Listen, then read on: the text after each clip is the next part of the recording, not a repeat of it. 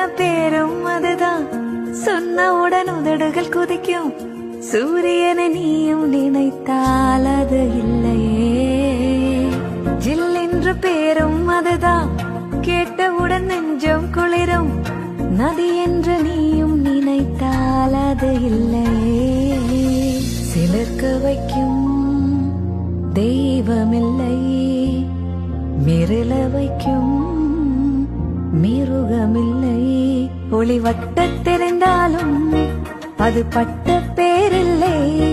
என் பேரின் பின்னர் வரும் பேர் நான் சொல்லவா?